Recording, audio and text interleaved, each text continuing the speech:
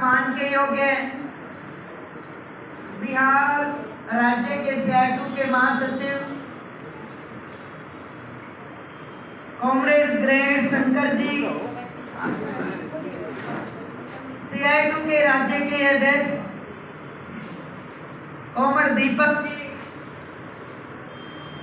Working president comrade राजकुमार झा जी, जो परिवहन federation के नेशनल सेक्रेटरी भी हैं। आज के इस सम्मेलन में जो बिहार राज्य का वर्कर और हेल्पर का 7वां सम्मेलन इस क्रांतिकारी भवन के अंदर होने जा रहा है, कॉमरेड अरुण मिश्रा जी इस संगठन के राज्य के वर्किंग प्रेसिडेंट बहन अनीता झा, महासचिव मीना कुमारी, हमारी ट्रेजरर रुखसाना जी, मंच पे बैठे पदाधिकारीगण, इस टीम के इंचार्ज साथी अनुपम दास जी और बिहार के अलग अलग कोने से आए हुए क्रांतिकारी साथियों, सबसे पहले तो मैं आप सभी को इस सम्मेलन के लिए ऑल इंडिया फेडरेशन की ओर से हार्दिक बधाई देती हूँ। साथी दीपिका जी ने बताया 32 साल से तो मैं इस लाल झंडे की सिपाही बनी हूँ। आंगनवाड़ी से मुझे 38 साल हो गए जुड़े हुए। 84 में मैंने आंगनवाड़ी का नौकरी ज्वाइन किया और 2014 में सुपरवाइजर का प्रमोशन छोड़ दिया। ये 2 घटनाएं घटी है मेरे जीवन में। अभी मुझसे 14 दिन जूनियर मेरी आंगनवाड़ी वर्कर मेरी सीढ़ी की है, और जब वो आती है तो मैं बोलती कुर्सी पे कपड़ा मार, मुझसे जूनियर कोई नहीं, सीढ़ी पे बन गई तो क्या है। तो साथियों, आंगनवाड़ी वर्कर और हेल्पर को किन किन मुसीबतों का सामना करना पड़ता है, ये हमसे ज्यादा कोई नहीं जानता। हमसे मतलब आप सभी भी और मैं भी, क्योंकि मैं अभी भी आंगनवाड़ी कार्य करता हूँ, सरकारी ऑल टाइमर हूँ। अभी तक लाल झंडे की ऑल टाइमर नहीं बनी, इंतजार में हूँ।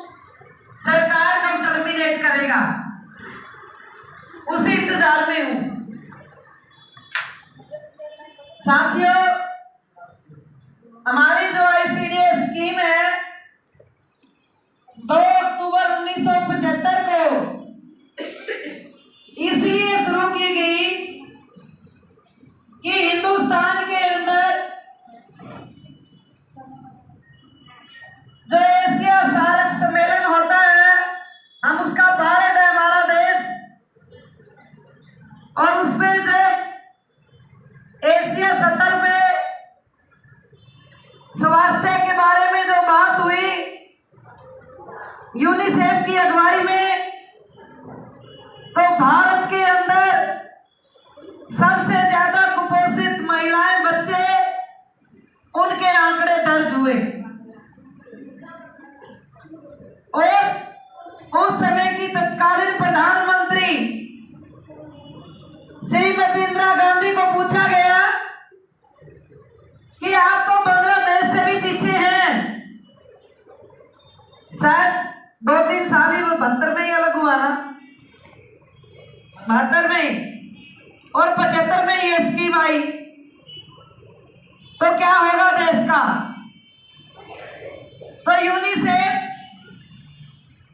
United nation children emergency fund, जिस स्कीम के अंडर में रहता है कि अंतरराष्ट्रीय जो बच्चे हैं उनका जीवन स्तर, उनका स्वास्थ्य ऊंचा उठाने के लिए जो विश्व स्तरीय संस्थाएं हैं वो मदद करती हैं। और भारत की महिलाओं और बच्चों की मदद के लिए यूनिसेफ आगे आई और पायलट प्रोजेक्ट के नाम पे हिंदुस्तान में 25 प्रोजेक्ट शुरू किए गए। उस समय ये जितने राज्य अब हैं इतने नहीं थे, 18 थे। ये छत्तीसगढ़ बाद में बना, झारखंड बाद में बना, याद है सबको? दिल्ली बाद में बना, गोवा राज्य बाद में बना, ये नहीं थे उस समय। तो एक एक राज्य के अंदर एक एक प्रोजेक्ट को पायलट प्रोजेक्ट के नाम पे शुरू किया। आंगनवाड़ी जो अंडर मैट्रिक थी, वर्कर भर्ती की 100 रुपया महीना, 3 रुपया 33 पैसे दिहाड़ी। जो मैट्रिक पास थी उसको 150 रुपया, और जो हेल्पर नियुक्त की गई उसको 35 रुपए, 35, 1 रुपया 10 पैसे दिहाड़ी। आंगनवाड़ी वर्कर हेल्पर कोई गांव में लगने को तैयार नहीं था। तो ये कह के हमें अपॉइंट किया गया था कि आपको जोड़ घटा करना आना चाहिए, बस जो आपको राशन देंगे उसका हाजिरी लगाना आना चाहिए। और जब डॉक्टर नर्स आए तो बच्चे को पकड़ के टीका लगवाना है। प्री स्कूल एजुकेशन, आपको किताब कापी नहीं पढ़ाना है, आपको खेल खेल में शिक्षा देनी है। लिख के आती थी कविताएं, तू बाजा बजे सारे बच्चे देखकर बजे। लिख के आता था कि ये सिखाना है।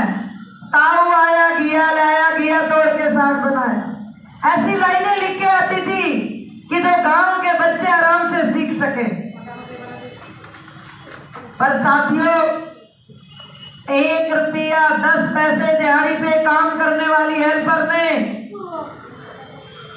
3 रुपया 33 पैसे दिहाड़ी पे काम करने वाले अंडर मैट्रिक आंगनवाड़ी वर्कर ने हिंदुस्तान के अंदर पोलियो जैसी बीमारी को जड़ से खत्म किया। जिस बीमारी से हिंदुस्तान के करोड़ों बच्चे जब आंगन में बिना पांव, बिना टेढ़े मेढ़े हाथों के साथ खेलते थे, उनका दर्द उनकी मां से ज्यादा कौन समझ सकता है। अगर आज हिंदुस्तान WHO के सामने गर्दन उठा के बात करता है कि हिंदुस्तान पोलियो मुक्त हुआ, तो उसका सारा सेरा इन बहादुर 1 रुपया और 3.5 रुपया दिहाड़ी लेने वाली आंगनवाड़ी वर्कर हेल्पर को जाता है। जब इसके नतीजे आए तो पहले जो एक प्रोजेक्ट एक राज्य में था, धीरे धीरे उसका विस्तार हुआ।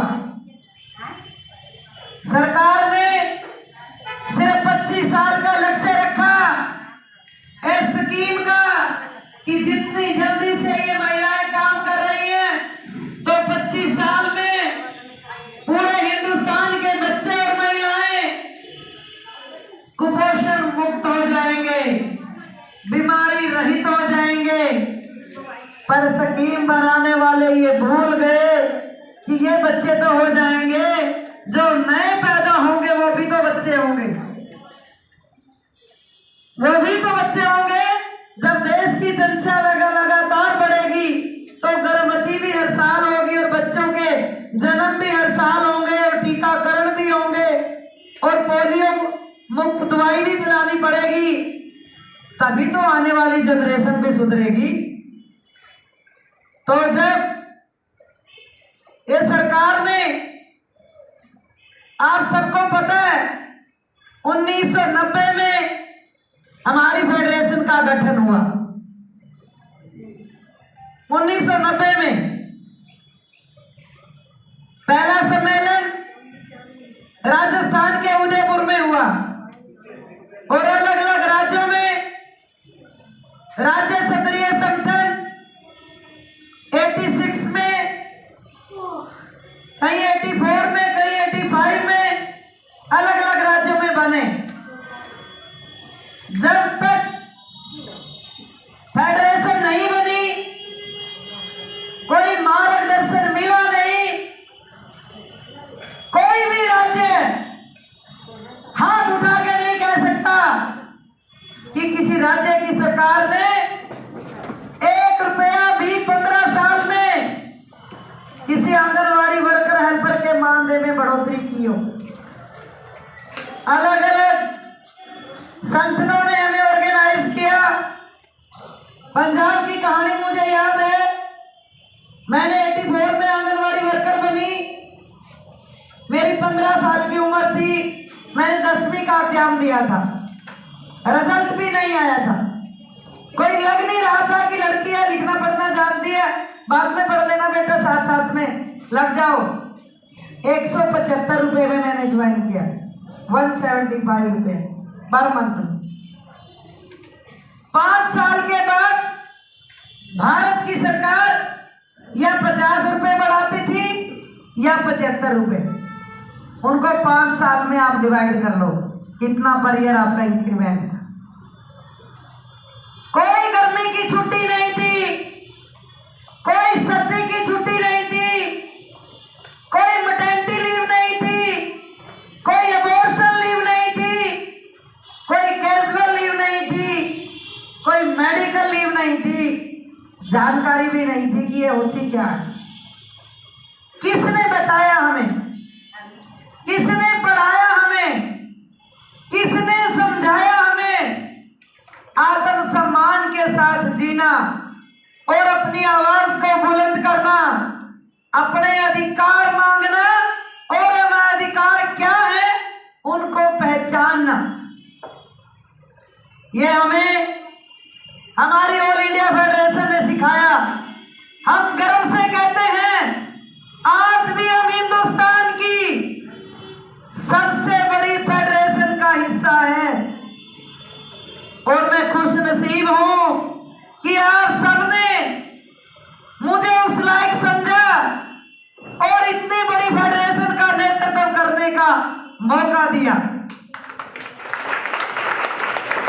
देश के हर कोने में जाने के लिए,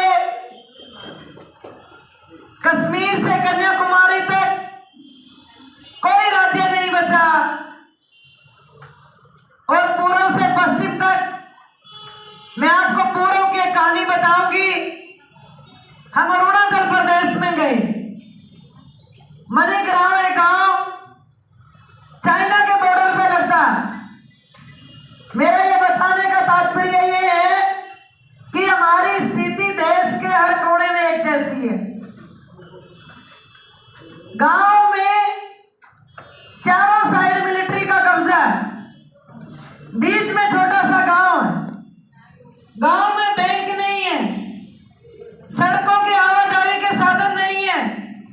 हम सोमों के द्वारा कच्चे रास्तों से, पहाड़ों से, नालों से जाते हुए गए तो जब पता चला कि कुछ लोग हिंदुस्तान से आए, अरुणाचल बॉर्डर पे ऐसी सोच कि रात को ही वहां का सीओ हमें मिलने आया, आप क्यों आए हो बॉर्डर पे? मैं बोला भाई हम तो आंगनवाड़ी वर्कर हैं, मेरे पास आंगनवाड़ी का आइडेंटिटी कार्ड था और ये हमारा देश का आंगनवाड़ी वर्कर है। हम अपना पूरा देश का आंगनवाड़ी वर्कर हेल्पर का स्थिति समझना चाहते हैं, तो प्रॉब्लम क्या है? तो मैंने बोला जो 5 रुपए का नमक का पैकेट आप इसी शहर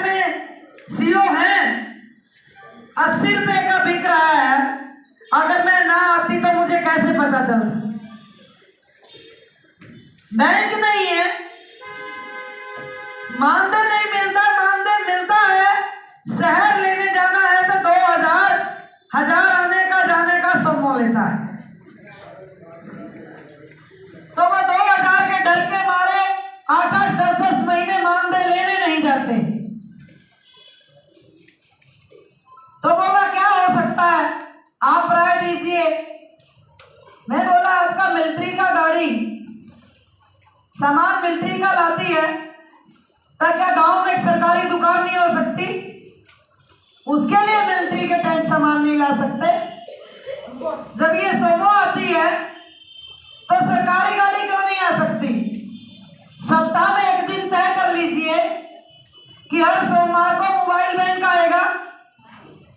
मोबाइल बैंक गांव में आए, जिनके बच्चे बाहर काम करते हैं अलग अलग राज्यों में, अपने माँ बाप को खर्चे के लिए पैसे भेजते हैं, वो माँ बाप के पास शहर जाने के लिए आधा पैसा खर्च हो जाता है, तो मोबाइल बैंक का इंतजाम क्यों नहीं करवा देते? बिजली नहीं है गांव में, इतने झरने पानी के बह रहे हैं, एक बड़े जनरेटर से बिजली उत्पन्न हो सकती है। तो बोला मुझे आप आंगनवाड़ी वर्कर तो लगते नहीं हो।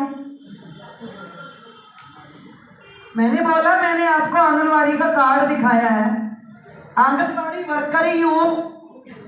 तुम्हें क्या लगता है कि आंगनवाड़ी में काम करने वाले लोग मंदबुद्धि होते हैं? वो इधर उधर की बात सोच नहीं सकते, वो उनको क्या चाहिए बता नहीं सकते। आप जब बड़ी पदवियों पे बैठ जाते हो तो आपको थोड़े पैसे में काम करने वाले लोग कीड़े मकोड़े नजर आते हैं। तो वो लोग साथ वाले इतने डर के, दीदी आप लोग तो चले जाएंगे, ये लोग दोबारा हमें कुछ भी पर्चा करके जेल में डाल देंगे, और मत कुछ बोलो।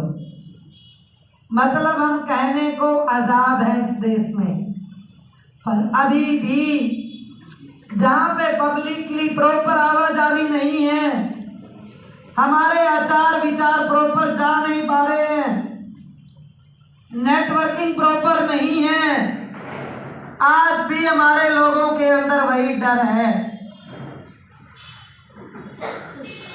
इतने साल से काम करने के बाद आज हमारी स्कीम को 47 साल हो गए। 2 अक्टूबर को पूरे 47 हो गए। जब 47 साल की कोई उम्र व्यक्ति पूरी कर ले तो जिंदगी के तीसरे पड़ाव में आ जाता है। सरकारी आंकड़ों में भी 45 से पहले यंग वाला लेवल खत्म हो जाता है। हमारी स्कीम बुढ़ापे की ओर चली गई, उसका यंग का लेवल भी खत्म हो गया, पर अभी तक हम विभाग नहीं बने, स्कीम ही है। कहने का भाव ये कह ले कि अभी तक लड़की कवारी है, शादी नहीं हुई और शादी की उम्र चली गई। अभी तक ICDS स्कीम है, हमारी लड़ाई डिपार्टमेंट बनाने की है। और अगर फेडरेशन ना होती, पूरे देश में आंदोलन ना होता, तो जैसे बहुत सारी स्कीमें इस बात की सरकार ने कुछ कुछ समय के लिए लाए और खत्म कर दी, तो ICDS भी खत्म कर देते। अगर फेडरेशन पूरे देश में आंदोलन करके ICDS को बचाने के लिए कैंपेन ना करती, आंदोलन ना करती। 2005 में जब सरकार ने बंद करने हेतु सर्वे कराया, मेडिकल रिसर्च ऑफ सेंटर नाम की संस्था से, और उसने जो तथ्य भारत की सरकार को दिए कि इतनी कम तनख्वाह में काम करने वाली महिलाओं ने वो नतीजे दिए हैं स्वास्थ्य के अंदर, और बच्चों को स्कूल तक लाने के लिए आज तक 70-70 हजार रुपए तनख्वाह लेने वाले लोग भी वो नतीजे नहीं दे सके।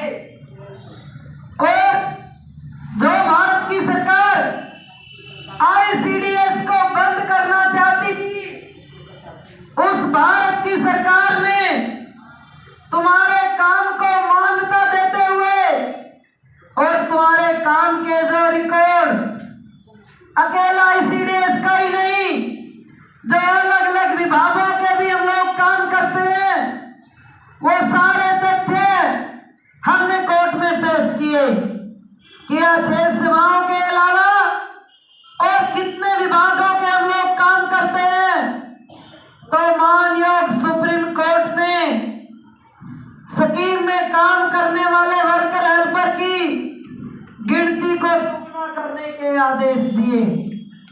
आप सबको याद होगा 2007 में नई भर्ती हुई, 9 में नहीं हुई, 12 में नहीं हुई, अभी भी खाली। 14 लाख आंगनवाड़ी केंद्र मंजूर हुए, अभी भी 13,57,000 भरे हैं, 43,000 अभी भी खाली। और अलग अलग राज्यों के अंदर तो लाखों में आंगनवाड़ी केंद्र खाली हैं जो भरे नहीं जा रहे, मानदेय टाइम पे नहीं दिया जा रहा। और इतने लंबे संघर्ष के बाद मुझे हैरानी है, बहुत सारे लोग फेडरेशन चलाते, मेरे साथी बैठे, मेरी बात का बुरा ना माने, यूनियनें चलाते हैं, जानकारी नहीं है बेसिक क्या मिला, क्या मिल रहा है और क्या चाहिए। CI2 की बदौलत मुझे अभी जून में एक इंटरनेशनल सम्मेलन में जाने का मौका मिला। ILO इंटरनेशनल लेबर ऑर्गेनाइजेशन का सम्मेलन जनेवा में हुआ और CI2 से जो 2 नॉमिनी थे तो उसमें एक मुझे वो सौभाग्य प्राप्त हुआ। और वहां पे डेलीगेट हमारे हिंदुस्तान के लेबर मंत्री भूपेंद्र यादव भी थे, उनके साथ भारत के लेबर राज्य मंत्री भी थे, लेबर के IAS अधिकारी भी थे और अलग अलग संगठनों के नेता थे। कुल मिलाकर 13-14 मेंबरी डेलीगेशन था। हर रोज लंच ब्रेक में इंडियन कैफेटेरिया में मेला होता था। तो वहां पे जो बात रखी तो मैं रोज उनसे पूछती, वो 15 दिन लगातार चला कि आपने झूठ क्यों बोला, कब दिया हिंदुस्तान में आपने, कोरोना में क्या दिया आपने। अगले दिन मुझे मौका मिला, मैंने पूरी दुनिया को बता दिया कि हमारे मजदूर तो सड़कों पे कट के मरे, रेल की पटरियों में कट के मरे, हिंदुस्तान में कुछ भी नहीं कोरोना में लाभ मिला। तो अगले दिन मुझे बोला तुम्हें क्या मिला, मैंने बोला तुमने झूठ बोल के क्या मिला। ऐसे हमारी लड़ाई होते होते आते समय तक सुलह हुई कि ठीक है, अभी मैं बुलाऊंगा, सभी को बुलाऊंगा, इंडिया में बात करूंगा, मीटिंग करूंगा। ठीक है भाई, बुला लिया, दूसरे संगठन भी बुला लिए, HMS, एक-2, एक-तक, इंटक और C2, सबको चिट्ठी आई कि सभी संगठनों को सुना जाएगा। तो C2 से फिर मुझे और सिद्धू जी को भेज दिया गया बिल्ली के गले में टल्ली बांधने के लिए। हम लोग चले गए तो आप हैरान हो गए, ये ऑन रिकॉर्ड बात कह रही हूं मैं, एक नेशनल प्रेसिडेंट होने के नाते और नेशनल सेक्रेटरी होने के नाते, जो लेबर डिपार्टमेंट के भारत सरकार के मांग पत्र में है, अलग अलग संगठनों के मांग पत्र में। और जब उन्होंने बात की तो एक संगठन ने रखा 6 महीने की बच्चे की छुट्टी दी जाए। तो बोले आपके मांग पत्र में नहीं है। हमने बोला